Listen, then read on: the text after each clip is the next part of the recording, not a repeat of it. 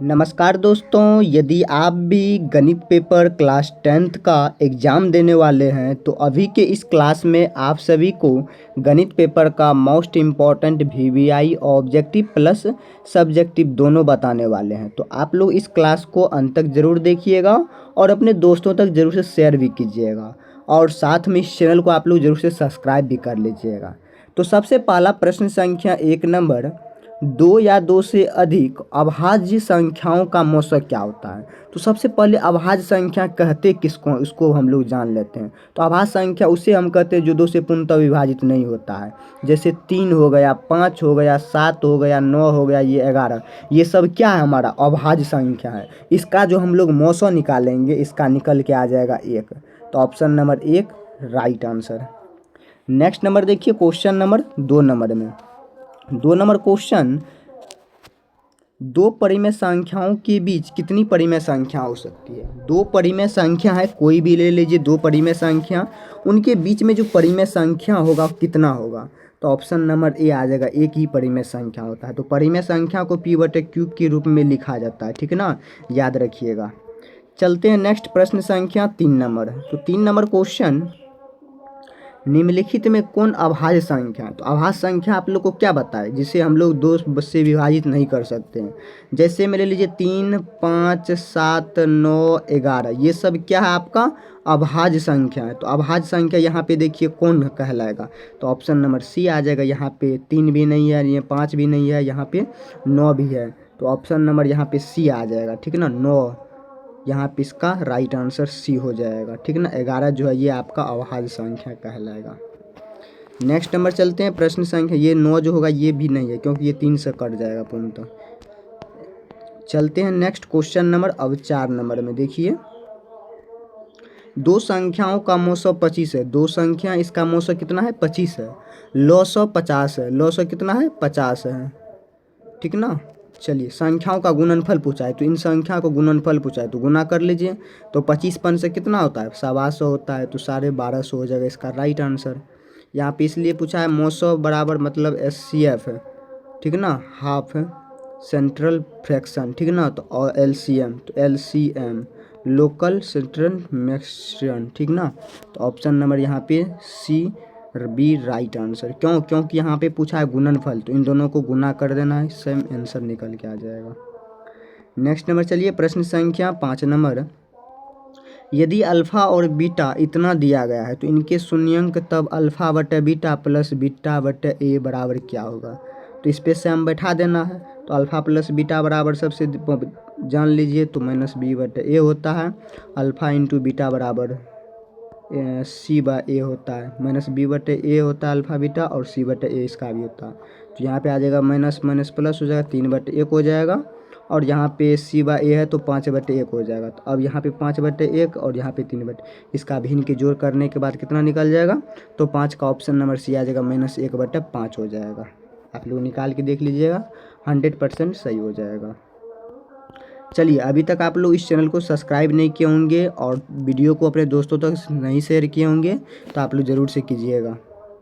6 number question, यदि बहुपद 2x पे के क्यूब प्लस x² - 5x + 2 के शून्यांक हो तो इसका मान क्या होगा। तो इसका मान बताइए तो कितना हो जाएगा। इसका मान जो निकालने के लिए बोल रहा है तो मान कितना निकल के आएगा। शून्यांक का मान पूछा है, तो शून्यांक मतलब अल्फ़ा प्लस बीटा बराबर -b/a होता है। तो -b/a तो 1/2, -1/2। तो ऑप्शन नंबर यहाँ पे डी का 6 का डी हो जाएगा, 1 आ जाएगा, ठीक है ना। तो ऑप्शन नंबर डी राइट है। तो c/a होता है ना। यहाँ पे क्या शून्यांक ने पूछा है, शून्यांक मतलब क्या होता है, गुना होता है। तो यहाँ पे अल्फ़ा इंटू बीटा बराबर क्या होता है, c/a होता है। तो 2/2 हो जाएगा, ठीक है ना। तो यहाँ पे कट के आ जाएगा 1। चलिए, 7 नंबर क्वेश्चन, एक रेखिक समीकरण का घात कितना होगा। कोई एक रेखिक समीकरण है, उसका घात जो निकालेंगे तो एक ही घात होगा इसका। तो option number C right answer. तो एक रेखिक समीकरण वाले को एक घात कहते हैं, ठीक है ना। दो रेखिक समीकरण वाले को दो घात कहते हैं। चलिए, नेक्स्ट 8 नंबर क्वेश्चन, यदि x - a इंटू एफ के x का गुणनखंड है तो तब fa बराबर क्या होगा। तो fa बराबर तब क्या हो जाएगा। तो 8 का ऑप्शन नंबर ए आ जाएगा, 0 हो जाएगा, ठीक है ना। तो option number A right. 9 number question, के किस मान के लिए समीकरण x प्लस 2y बराबर 7 और 2x प्लस के वाई बराबर 14 संपाति करता है। तो 9 का राइट आंसर सी नंबर हो जाएगा 4। तो option number C right. Next number देखिए क्वेश्चन नंबर 10 नंबर में। तो 10 नंबर में के किस मान के लिए निम्न समीकरण युग्म का कोई हल नहीं है। तो ये जो समीकरण दिया गया इसमें के मान पे जो रखा जाएगा हल किया जाएगा, तो किस मान के लिए इस समीकरण का कोई हल नहीं होगा। तो 10 का डी नंबर हो जाएगा, इनमें से कोई हल नहीं होगा इसमें से। चलिए नेक्स्ट नंबर में चलते हैं। प्रश्न संख्या 11 नंबर में। थोड़ा इसको छोटा कर लेते हैं जिससे पता चले, ठीक ना। चलिए तो यहाँ पे 11 नंबर, यदि समीकरण युग्म 2x plus 3y equal to 7 into इतना और इतना का अनंत हल क्या होगा। तो अनंत हल इसका बोल रहा है क्या होगा। तो सबसे पहले क्या करते हैं, इसको a मान लेते हैं, इसको b मान लेते हैं, इसको c मान लेते हैं। अब यहाँ पे a जहाँ पे है a का मान रखना है, जहाँ पे b है तो b का मान रखना है। इसको निकालने के बाद ऑप्शन a आ जाएगा, a बराबर 5 निकल के आ जाएगा और b बराबर 1 निकल के आएगा। नेक्स्ट 12 नंबर क्वेश्चन, p के किस मान के लिए समीकरण युग्म का कोई हल नहीं है। तो p के किस मान के लिए समीकरण का जो हल रहेगा वह कोई नहीं होगा। तो 10 निकल के आ जाएगा इसका। चलिए नेक्स्ट क्वेश्चन नंबर 13 नंबर में चलते हैं।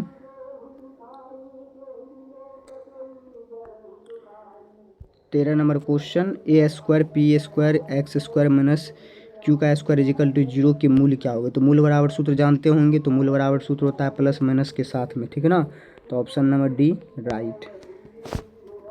नेक्स्ट नंबर में देखिए क्वेश्चन नंबर 14 नंबर, यदि अल्फा इंटू बीटा द्विघात बहुपद इतना कितना के मूल हैं तो अल्फा 1/अल्फा 1/बीटा का मान कितना होगा।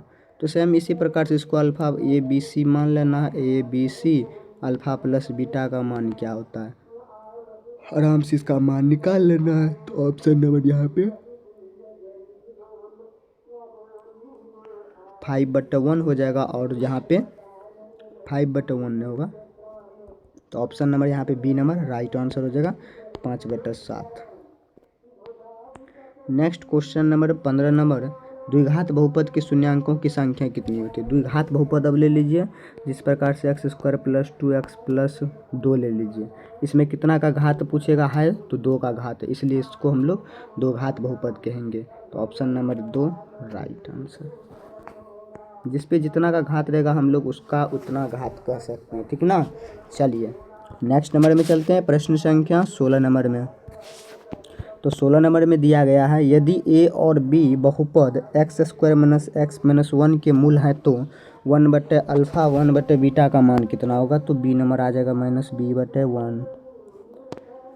चलिए 17 नंबर क्वेश्चन, AP का सामान्य पद 3n प्लस 5 है तो सर्वांतर दूसरा पद में से पहला पद को घटाना होगा, ठीक ना। तो ऑप्शन नंबर यहाँ पे सी राइट। 18 नंबर क्वेश्चन, √2 √8 √18 √32 का सर्वांतर। तो सर्वांतर में क्या होता है, दूसरा पद में से पहला पद को घटा देना है। तो दूसरा पद में से पहला पद को घटाने के बाद √2 आ जाएगा। 19 नंबर क्वेश्चन, यदि AP का समान पद 3n है तो इसका सर्वांतर सेम अभी जस्ट ऊपर बताए, ठीक ना।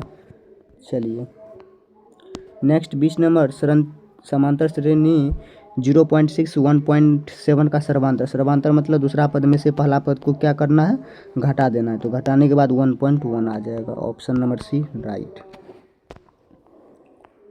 21 नंबर क्वेश्चन, सभी वर्ग कैसे होते हैं। सभी जो वर्ग हैं, वर्ग मतलब क्या, समरूप बोले होते हैं या स्वर्गनसाम होते हैं या समानुपाती होते हैं। तो समरूप जैसा होते हैं सभी वर्ग। Option A right. Next 22 number question, सभी समबाहु त्रिभुज होते हैं। सभी जो समबाहु त्रिभुज है वह कैसा होता है, तो समरूप जैसा होता है। तो ऑप्शन नंबर ए राइट होगा। नेक्स्ट नंबर चलिए 23 नंबर क्वेश्चन, त्रिभुज ABC में भुजाएं त्रिभुज एक बना लीजिए, ठीक ना। त्रिभुज एक बना लीजिए ABC, AB और AC बिंदु D और E इस प्रकार हैं। तो D और E तो यहाँ पे इस प्रकार दिया गया है। तो DE बराबर समांतर BC तो BC समांतर DE, ठीक ना। तो AD और EE का 3 अनुपात, तो AC का ये पूछ रहा है निकालने के लिए, तो निकल के आ जाएगा 4। चलिए 24 नंबर क्वेश्चन, त्रिभुज ABC और DEF, दो त्रिभुज बनाने के लिए बोल रहा है। तो दो त्रिभुज बनाने के लिए ABC और इसमें DEF, ए का मान 40 डिग्री और EF अनुपात इतना और इतना का, तो B का अनुपात पूछा है इसका मान, तो 60 डिग्री निकल के आ जाएगा। 25 नंबर क्वेश्चन, बिंदु इतना और इतना किस पाद में स्थित है? तो द्वितीय पाद में स्थित है। द्वितीय पाद माइनस और प्लस वाले होते हैं, ठीक ना। फर्स्ट पाद प्लस प्लस और थर्ड माइनस माइनस और फोर्थ प्लस माइनस होता है, याद रखिएगा। 26 नंबर क्वेश्चन, किसी बिंदु की y अक्ष से दूरी उस बिंदु का क्या कहलाता है? तो उस बिंदु का क्या कहलाएगा? कोटि कहलाएगा, तो option number C. 27 number question, बिंदुओं इतना और इतना के बीच मिलाने वाले रेखाखंड के मध्य बिंदु के नियमांक कितना होगा? 2 2 हो जाएगा, तो option number D right. 28 number question, दो अक्षों के प्रतिच्छेदी बिंदु को क्या कहते हैं? तो मूल बिंदु कहते हैं। दो अक्ष मतलब इस अक्ष से इस अक्ष के, इन दोनों के मध्य बिंदु को क्या कहेंगे? मूल बिंदु कहेंगे, ठीक ना। चलिए 29 नंबर क्वेश्चन, साइन 18 डिग्री और कॉस 72 डिग्री का मान क्या होगा? जब भी ये फॉर्म में देखिएगा तो इसका आँख मूंद के एक आंसर दे दीजिएगा, ठीक ना। ये शॉर्ट फॉर्म में होगा, एक right answer. Next question number 30 number, cosec cos 60 degree plus 1 और कॉस 60 डिग्री माइनस 1 का निम्नलिखित में कौन होगा? तो -3 हो जाएगा, option number B right answer.